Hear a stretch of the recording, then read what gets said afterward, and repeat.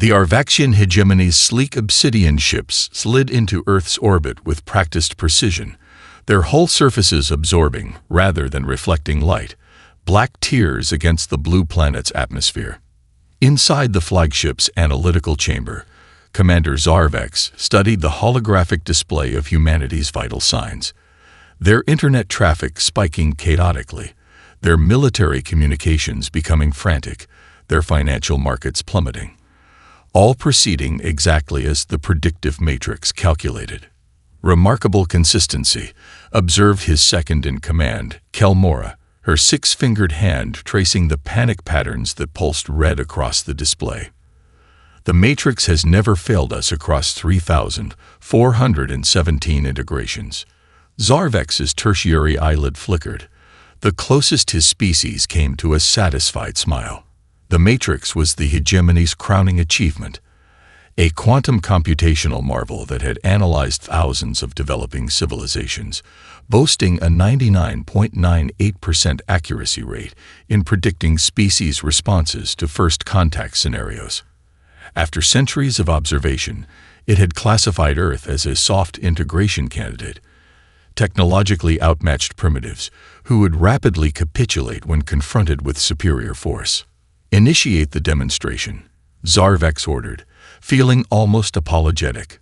Such a waste to frighten these creatures unnecessarily, but protocol demanded it.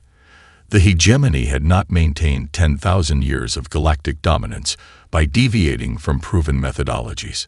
Targeted energy beams sliced through an uninhabited Pacific atoll, vaporizing it instantly. Simultaneously, their ships positioned themselves above Earth's major population centers, broadcasting demands in all human languages. Surrender resources, accept hegemony authority, integrate as a protected protectorate. The terms were generous by hegemony standards. The humans would retain limited autonomy in exchange for resources and technological servitude. In the White House Situation Room, President Kayla Harrison stared at the satellite footage of the vanished island. The Joint Chiefs fell silent as she placed her palm flat on the table, her dark skin contrasting sharply against the polished wood. "Get me Beijing, Moscow, New Delhi, and Brussels. Now." Her voice was eerily calm. "And somebody wake up Dr. Chandrasekaran at DRPA. Tell him it's time for Project Prometheus." General Mills shifted uncomfortably. "Madam President, Prometheus is theoretical. It's never been tested." "Everything's theoretical until it isn't, General." She straightened her jacket. "And I believe humanity just ran out of theory time." Aboard the flagship, Zarvex felt the first twinge of unease when the human internet didn't collapse under panic, but instead organized with unexpected efficiency. Data streams that should have fragmented were being rerouted and strengthened. Military channels that should have dissolved into chaos were synchronizing with unprecedented coordination. The response pattern shows anomalous coherence, Kelmora noted, her voice betraying the first hint of concern. "The algorithms predict 97.3% probability of surrender negotiations beginning within 6 hours. "Acceptable variance," Zarvex replied, though he couldn't suppress a tremor in his secondary voice chamber. Something felt wrong. A primal instinct his ancestors had evolved before they'd become the galaxy's apex civilization. He dismissed the feeling. The Matrix had never been wrong. These humans, these insignificant creatures who had barely escaped their own atmosphere, would follow the pattern of thousands of species before them. They would resist briefly, then accept reality, then integrate. They were, after all, just another civilization to catalog, just another world to claim. The Arvaxian commander had no way of knowing that, in secure bunkers across Earth, humanity was already implementing protocols they had theorized, but never expected to deploy, or that the supposedly primitive species had spent centuries evolving a trait the hegemony had engineered out of its own genome generations ago. Adaptability born of constant warfare. The Matrix's calculations were about to be catastrophically wrong. "Impossible," Zarvex whispered, watching the diplomatic feeds with all three of his eyes widened. Instead of fracturing, Earth's nations were uniting with breathtaking speed. In Beijing, Premier Chen strode past his stunned advisors, waving away their protestations as he personally accepted the secure call from Washington. His weathered face appeared on the White House communication screen, lined with determination rather than fear. "Madam President, I believe we have a common problem," he said without preamble. "And a common future, Premier," President Harrison replied with a grim nod, "if we act now." Similar conversations unfolded simultaneously across the globe. Age-old enemies establishing direct lines of communication, nuclear rivals sharing defense codes, religious adversaries pledging mutual support. The United Nations Security Council chamber erupted in determined applause as the emergency session concluded in 17 minutes, the shortest in its history, with unanimous approval of the Unified Earth Defense Protocol. The Secretary General, tears streaming down his face, solemnly declared, "Today we are not Russians, Americans, Chinese, or Europeans. We are humans, and we will survive." A fascinating but meaningless gesture, the Arvaxian sociological director assured Zarvex on the flagship's command deck. Her scales shimmered with academic confidence as she gestured toward the behavioral models. "Our simulations show this unity is shallow, a crisis response that will fracture once real pressure is applied. Their tribal instincts will reassert within days. The matrix calculates 97.6% probability of capitulation within 48 hours. Then why are they not begging for terms already?" Zarvex demanded, his voice flanges vibrating with irritation. Behind closed doors and in hardened bunkers beneath the Earth's surface, humanity's transformation accelerated beyond anything the Arvaxian models had projected. In Moscow, Russian quantum computing specialists worked feverishly alongside American cybersecurity experts, decades of espionage and counterintelligence forgotten. At CERN, physicists abandoned decades of research to collaborate on weaponizing the Higgs field. In Bangalore and Silicon Valley, competing tech companies merged servers and AI systems without contracts or negotiations. "The enemy of my enemy is my friend," quoted Dr. Chandrasekaran in the DARPA bunker, his hands flying across holographic interfaces, an ancient human saying that's about to save our species. Most astonishing to the few Arvaxian observers who noticed, ordinary humans organizing with extraordinary purpose. Truckers formed supply convoys spanning continents, moving resources without government direction. Hackers established underground information networks that bypassed monitored channels. Universities transformed into round-the-clock research centers, professors and students working side by side. Factories retooled for war production without waiting for official orders. On social media platforms, civilian engineers shared improvised defense designs. Medical professionals coordinated global triage protocols. Farmers implemented food security measures. The species that had spent millennia fighting itself had, in hours, found perfect cooperation against an external threat. Aboard the flagship, junior analyst Tivlax approached Zarvex with uncharacteristic hesitation, datapad clutched in trembling hands. "Speak," the commander ordered. "The humans aren't just cooperating, Commander," Tivlax reported, voice quavering. "They're devolving their social structure before our sensors. The Matrix has no comparative model for this ray of adaptation." "Preposterous," Zarvex replied, mandibles clicking with contempt. "They're primitives. We've witnessed thousands of integration scenarios. They follow predictable patterns." He turned to the weapons officer. "Execute demonstration strikes at the identified uninhabited sites. Show them our power. That will accelerate their surrender." The ship's energy cannons discharge, turning a desert into glass, reshaping a mountain range into rubble. The message was clear. Resistance is futile. Yet as Zarvex watched a continent reshape under Arvaxian weapons, he couldn't silence the growing disquiet in his secondary brainstem. Something about these humans violated fundamental assumptions, something the Matrix had missed. What could possibly go wrong with a 97.6% certainty? He reassured himself. Everything, as it turned out. Weapons lock. Multiple launch signatures. The Arvaxian tactical officer's voice rose with unprecedented emotion as warning symbols flooded the command deck. The alarm's harmonic tones, designed to be simultaneously alerting yet soothing to Arvaxian neural structures, felt jarringly inadequate for the situation. Commander Zarvex felt his scales tighten in disbelief. The humans were actually attacking. The Matrix had calculated only a 0.037% probability of military response before capitulation negotiations. This violated every integration precedent in hegemony records.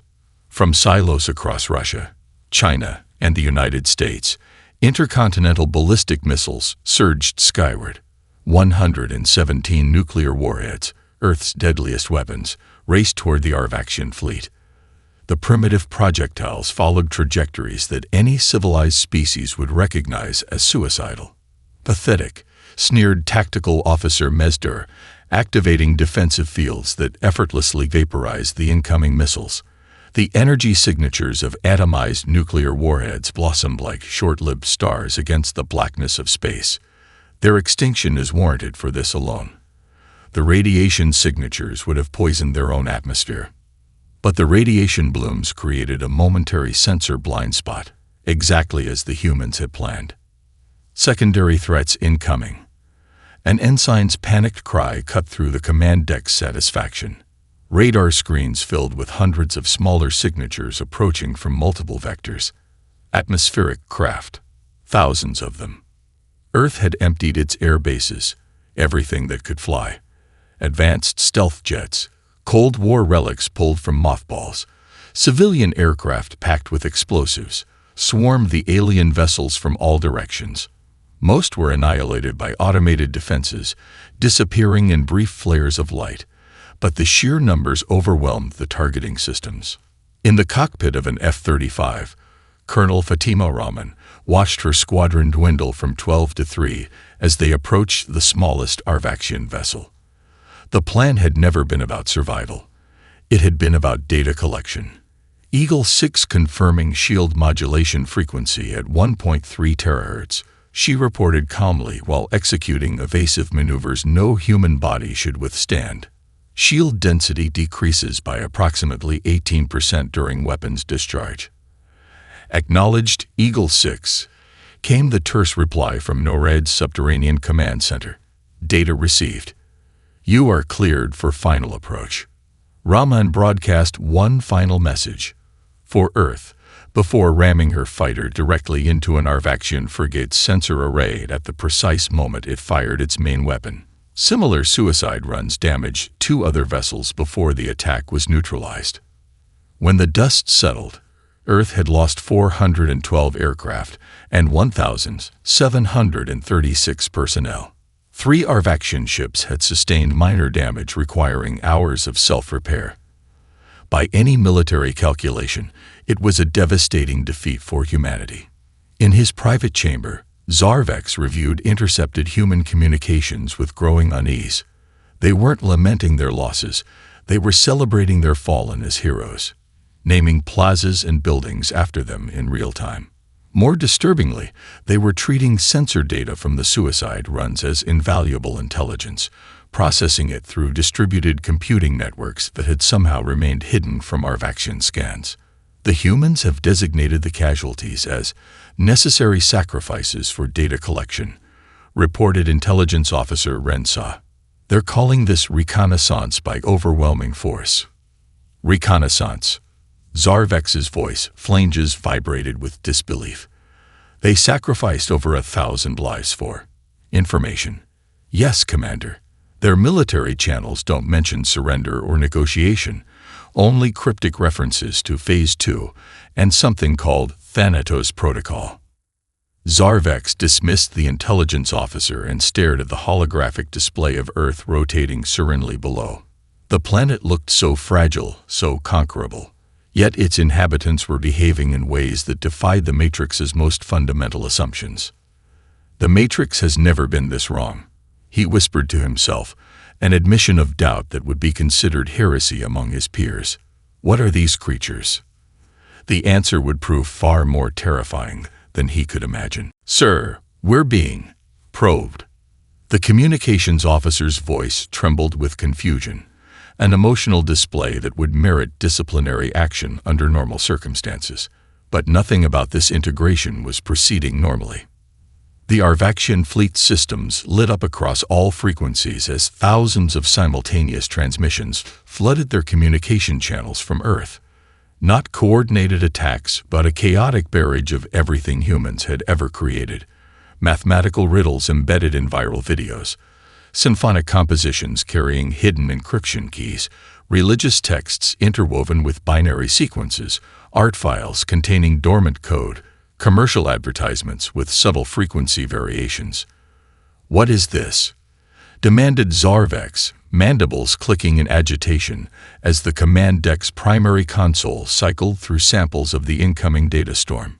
In a secure underground facility beneath Switzerland's mountains, Dr. Amara Okafor addressed the assembled hackers, mathematicians, and neuroscientists gathered from 37 nations. Her tall frame was silhouetted against screens displaying real-time analytics of Arvaxian communication patterns. "We can't match their technology," she said, her voice steady despite having worked for 72 hours straight. "But we can overwhelm them with humanity's greatest weapon, our diversity of thought. We've observed their communications focusing on patterns and predictability, so we'll give them chaos. Launch everything." With a keystroke, she activated Project Babel, the simultaneous transmission of humanity's entire digital cultural output, subtly modified by algorithmic chaos engines. The Arvaxian information warfare specialists watched in bewilderment as their firewalls handled the primitive intrusion attempts with ease, only to discover these obvious attacks masked subtle infiltrations. When they adapted to one approach, humans switched tactics entirely. There was no pattern, no consistency, just relentless innovation. The Matrix predicted they would attempt to reverse engineer our technology, reported Chief Information Officer Luxven, her scales fluctuating between stress colors. But they're not following any known technological development path. They're just throwing everything at us. It's not systematic. Inefficient, Zarvex declared, though without conviction. More alarming reports filtered in, crew members experiencing hallucinations after analyzing human music, logic systems crashing when processing certain human philosophical texts, translation computers overheating when deciphering human poetry. The supposedly primitive Earth culture contained patterns that inadvertently exploited Arvaxian neurological weaknesses. They've turned chaos itself into a weapon, Zarvex realized with dawning horror, as a particularly troubling transmission. A child's drawing hiding complex frequency variations caused 3 secondary navigation systems to fail simultaneously. Their music contains harmonic structures that stimulate our tertiary neural cluster, a medical officer reported. It's creating synchronization issues between our primary and secondary brains. And their mathematical puzzles exploit the quantum foundations of our logical frameworks, added a science officer. They shouldn't even understand these principles. They don't, Zarvex realized. They're not targeting us specifically. They're just throwing everything they have, and some of it happens to affect us. The implications were staggering. The hegemony's information warfare doctrine was built on precise targeting and predictable responses. The humans were employing a strategy no advanced civilization would consider: unfiltered cultural transmission as a weapon, accepting billions of failures for a few accidental successes. Panicked, he ordered a complete communication blackout. Regroup and analyze. No incoming signals. Entire systems were quarantined. Ship-to-ship communications restricted to tight-beam quantum channels. The fleet temporarily blinded itself rather than risk further contamination from the human data storm. In the White House Situation Room, President Harrison allowed herself a small smile when their sensors detected the Arvaxian communication shutdown. Phase 2 successful, she announced to her exhausted staff, brushing a strand of gray hair from her forehead. Dr. Chandrasekaran, you have precisely what you asked for. 48 hours while they recalibrate. Make them count. The scientist nodded grimly. 48 hours to prepare humanity's most desperate gambit. He turned to the assembled team. The Prometheus Protocol begins now. Impossible.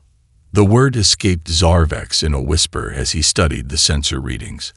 14 days after first contact, Earth's surface pulsed with energy signatures that shouldn't exist on a pre-integration world. Magnify Sector 47 Alpha, he ordered. The holographic display zoomed in on what had once been the Large Hadron Collider near Geneva. The sprawling facility had been transformed into something new. The particle accelerator now formed a ring around a prototype shield generator that flickered with familiar blue energy, a crude but functioning analog of Arvaxian defensive technology. How? Zarvex demanded.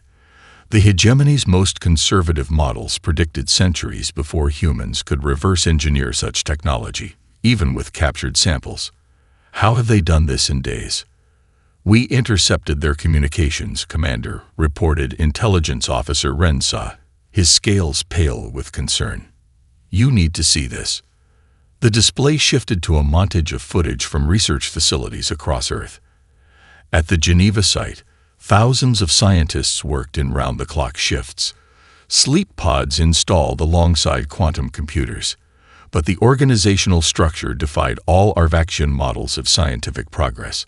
A theoretical physicist argued passionately with a marine biologist whose insights triggered a breakthrough for a materials engineer. Religious philosophers collaborated with atheist computer scientists, finding convergence between ancient wisdom and emerging theory. Competing pharmaceutical companies pooled proprietary compounds without contracts. Academic rivals who had spent careers undermining each other now worked side by side, building on failures as quickly as successes. They're evolving their methodology, Rensa explained, gesturing to comparison charts. Each failure becomes data. Each setback redirects resources instantly. There's no ego, no protocol, no hierarchy, just results. Most disturbing were the casualty reports. The footage showed an experimental quantum tunnel collapsing in Brazil, killing 43 leading scientists in a catastrophic implosion. By Arvaxian cultural models, such a setback should halt progress for months. Yet within hours, 500 new volunteers arrived, incorporating data from their predecessors' deaths into improved designs. They're treating their own deaths as experimental data points. Zarvex realized, feeling his primary stomach clench. The display shifted to an underground DARPA facility, where Dr. Chandrasekaran worked without sleep, his hands shaking as he adjusted a capture field around what appeared to be salvage Arvaxian technology. Fragments recovered from defensive systems destroyed in the first counterstrike. Containment at 32%. He reported to a team of haggard scientists, pupils dilated from stimulant drugs. If we recalibrate using the Mumbai team's biometric approach. The device exploded, killing 17 researchers instantly. Before the smoke cleared, their colleagues were already implementing modifications based on the failure data, the dead being removed without ceremony as work continued uninterrupted. The Matrix was fundamentally wrong, Zarvex said, no longer caring who heard the heresy. They're not just adapting our technology. They're adapting their entire species' approach to innovation. Their desperation has eliminated all constraints. The holographic display updated with new readings. 6 more shield generators activating across Earth's surface. Crude weapons platforms being assembled in orbit using repurposed satellite components. Communication arrays reconfigured to mimic Arvaxian quantum entanglement principles. At this rate of development, Rensa calculated they could achieve viable defensive capability within weeks, not centuries. Zarvex stared at the scrolling data, the implications becoming clear.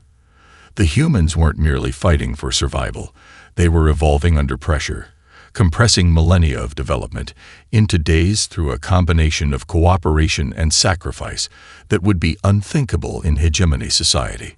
He made a decision that would alter galactic history. Send emergency protocols to all vessels. Prepare for full military engagement. Recall reinforcements from neighboring sectors. "Sir," the weapons officer questioned, surprised by the escalation.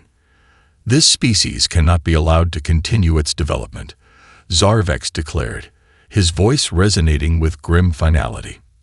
"The Matrix has failed us. Humanity must be exterminated before it becomes a genuine threat to the hegemony itself." The orbital bombardment began at dawn.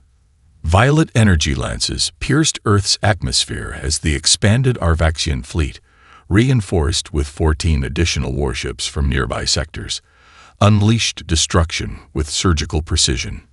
Military bases, power stations, command centers, and government facilities were systematically obliterated across every continent. From the flagship's command deck, Zarvex watched the planetary devastation with detached professionalism. This was no longer an integration, it was pest control. The tactical displays glowed with successful target acquisitions, painting a portrait of inevitable victory. In the first hour, 40% of Earth's conventional military capability was eradicated. By midday, 63% of global infrastructure lay in ruins. Cities burned. Power grids failed. Communication networks collapsed. "The humans are finally learning the cost of defiance," stated fleet tactician Dazren with satisfaction. Then he frowned, studying the battlefield analytics. Curious. Their response patterns don't match any known military doctrine. The humans should be frantically defending population centers or attempting to shield remaining military assets. Instead, they seemed almost indifferent to losses. When the Chinese Central Military Commission headquarters was vaporized, 3 previously unknown underground command centers immediately activated. When North American power grids collapsed, localized microgrids, prepared in secret, maintained essential operations. Most baffling was humanity's battlefield prioritization. Near the smoking ruins of Diego Garcia, Navy SEAL Team 6 conducted a suicidal raid not to attack Arvaxians, but to recover a damaged sensor array from a scout ship. The entire team died extracting the technology, but not before transmitting detailed scans to a hidden receiver. In Kazakhstan, Russian Spetsnaz forces and American Delta operators, enemies mere weeks ago, fought side by side to secure a crashed Arvaxian drone, extracting key components before disappearing into prepared tunnels as orbital strikes obliterated the area. "They're treating this as a technology harvest," Zarvex realized with growing alarm, mandibles clicking rapidly. "Every engagement is an information-gathering exercise for them." In Washington, D.C.'s ruins, a team of scientists worked frantically in a reinforced sublevel beneath the Pentagon. Their laboratory was crowded with recovered Arvaxian components, some still dripping with the blood of those who'd sacrificed themselves to retrieve them. "The shield modulation frequency is consistent with our observations," reported a young physicist, her face illuminated by holographic schematics. "If we inverse the polarity and reconfigure our prototype TOE." The ceiling collapsed as an Arvaxian energy lance found its target. 17 died instantly, but not before transmitting their findings to 50 identical facilities worldwide. The Arvaxian technological advantage, while still overwhelming, was being incrementally neutralized. Human weapons evolved with each confrontation, incorporating observed Arvaxian techniques. Their electronic countermeasures, laughably primitive days ago, now successfully jammed secondary Arvaxian systems. Their tactics became increasingly unpredictable, incorporating elements no human military had ever employed before. The turning point came unexpectedly. Near what was once Jakarta, an experimental human weapon, cobbled together from stolen Arvaxian components and Earth technology, successfully overloaded the propulsion system of the frigate Endless Dominion. The crippled vessel crashed into the Indian Ocean with a plume of steam visible from orbit. Before Arvaxian recovery teams could deploy, fleets of human submersibles converged on the wreckage. Watching the live feed, Zarvex saw specially trained teams swarm inside the downed ship, extracting technology and data cores with methodical efficiency. They knew exactly what to look for, he whispered in horrified realization. "They've been studying us as much as we've been studying them." His hand trembled as he authorized an emergency transmission to Hegemony High Command. Request immediate deployment authorization for planetary sterilization weapons. Species adaptation rate exceeds all containment parameters. Earth must be neutralized completely. As he awaited the response, Zarvex couldn't silence the growing fear that even this might be too late. Authorization granted. Deploy Genesis Protocol. The message from Hegemony High Command arrived after 3 weeks of increasingly costly engagement. In his private chamber, Zarvex felt only relief as he read the authorization codes. The humans had proven too dangerous, too adaptive. The 12 world killer devices, forbidden technology that violated the hegemony's own ethical directives, would rewrite Earth's molecular structure, transforming the biosphere into sterile elements. He touched the ancient ceremonial scar on his chest, a reminder of the solemn duty all hegemony commanders carried. Sometimes, species extinction was necessary for galactic stability. "We end this today," he announced to his command staff, his voice flanges vibrating with renewed authority. Position for final assault. As the Arvaxian fleet formed its apocalyptic formation, long-range sensors detected something impossible. Hundreds of spacecraft rising from Earth's atmosphere. Crude vessels that shouldn't exist, modified civilian satellites, repurposed space station modules, hastily weaponized research platforms, even retrofitted rocket stages, assembled in defensive patterns between the Arvaxian Armada and their target planet. Where did these come from? Zarvex demanded, mandibles clicking with agitation. Earth had no space combat capability. The answer came from Intelligence Officer Rensa. "They built them, sir. While we bombarded their cities, they were converting everything with thrust capability into combat vessels. Their space programs pooled resources globally. Chinese booster engines fitted to American payload systems with Russian navigation technology. What followed wasn't combat, but calculated sacrifice. The first wave of human spacecraft, piloted by volunteers fully aware of their fate, formed defensive screens around the planet. They carried no weapons that could threaten Arvaxian vessels. Their purpose was simply to be in the way. Target and eliminate, Zarvex ordered. The Arvaxian weapons fired, destroying dozens of the primitive craft. But for every vessel they destroyed, 3 more took its place, not randomly, but in formations designed to channel Arvaxian fire away from specific corridors. "I'm picking up thousands of additional launches," reported a stunned sensor operator, scales shifting to alarm colors. Earth's surface erupted with countless smaller vessels, not weapons but escape ships. While their makeshift defense force occupied the Arvaxian fleet, millions of civilians fled in evacuation craft carrying genetic samples, cultural repositories, seed banks, and survival equipment. Humanity had accepted the probable loss of Earth and implemented its ultimate contingency, species dispersal. In the largest evacuation ship, designated Arc Prime, President Harrison made her final broadcast. "Citizens of Earth, today our homeworld falls, but humanity survives. Remember Earth. Rebuild. Return." The message was relayed to every escape vessel and burned into the memory cores of autonomous seed ships programmed to find habitable worlds.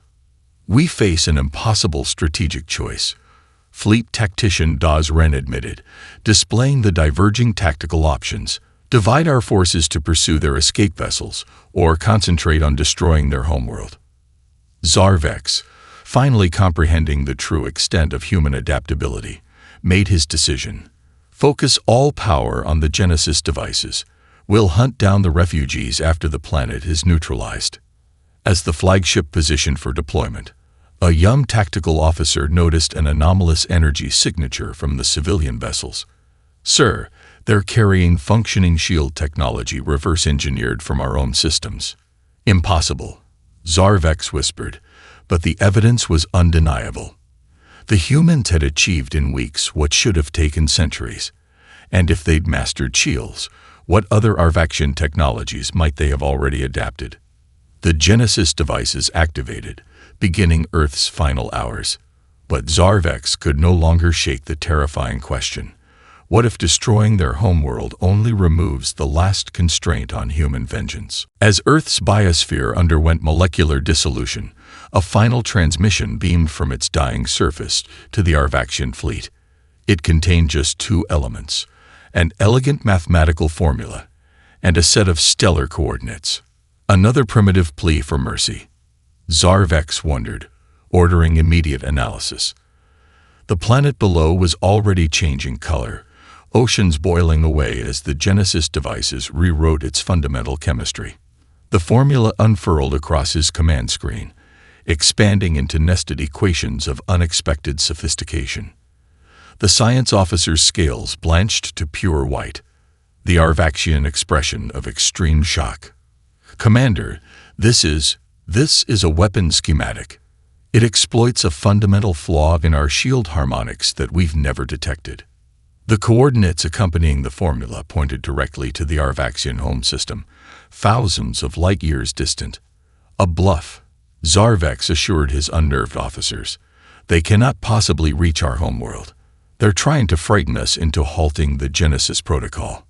His words died as sensors detected massive energy spikes throughout the fleet. The human specimens they had captured for study, deemed non-threats and largely ignored in holding cells, activated synchronized suicide implants. These weren't crude explosives, but precisely calibrated disruption devices that cascaded through Arvaxian systems. On the command deck, communications specialist Victor made a horrifying discovery. "Sir, they weren't trying to defeat our communications encryption. They were studying our faster-than-light transmission technology itself." The truth crashed down with devastating clarity. While sacrificing their homeworld, humans had already transmitted complete technical specifications of Arvaxian weaknesses to covered outposts throughout nearby systems. They had recognized from the beginning that Earth might be lost, but humanity would survive, armed with the secrets of their destroyers. In the decades that followed, the galaxy witnessed something unprecedented. The transformation of scattered refugees into an interstellar power driven by a single purpose: vengeance. Human settlements emerged in supposedly secure systems, wielding hybrid technology that evolved faster than Arvaxian countermeasures could adapt.